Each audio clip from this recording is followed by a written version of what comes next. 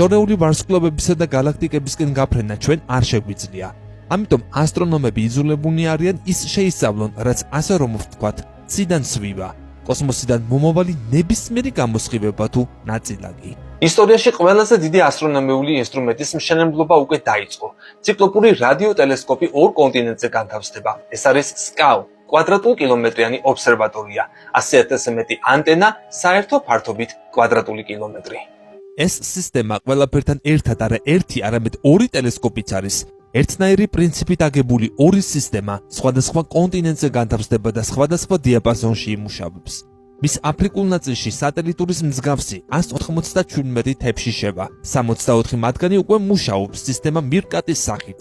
ავსტრალიური ნაწილის ანტენები კი არა სატელიტური თეფშების ფორმის იქნება, არამედ ნაძვის ხის მსგავსი, თან გაცილებით დიდი რაოდენობით 131,512 საანტენო მონაკვეთზე. მუზარმაზარი ტელესკოპი მილიარდამდე galaktikis ადგილმდებარეობის რუკის შედგენაში დაგვეხმარება. ალბათ მისი წყალობის შესაძლებელი გახდება იდუმალი ბნელი ენერგიის ბუნების გარკვევა, რომელზეც სამყაროს მასის დაახლოებით 70% მოდის.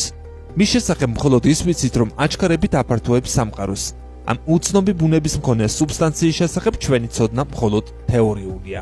SCAO-ს ამიზნე იქნება ბნელი მატერიაც, სამყაროს კიდევ ერთი უცნობი შემადგენელი, რომლის არსებობა მხოლოდ გრავიტაციული ზემოქმედებით ვლინდება.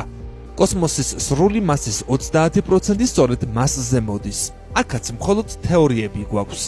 პროექტს 7 ქვეყანა უდგას სათავეში: ავსტრალია, დიდი ბრიტანეთი, ჩინეთი, იტალია, ნიდერლანდები, პორტუგალია და სამხრეთ აფრიკა. ხოლო თვითონ კონსტრუქციის გეოგრაფია გაცილებით ფართო იქნება. სამყაროს სიღრმეებში მოგზაურობის სიამოვნება ორგანიზატორებს 2 მილიარდი ევრო დაუჯდებათ. პირველი სამეცნიერო მონაცემების მიღება 2024 წელს იქნება შესაძლებელი.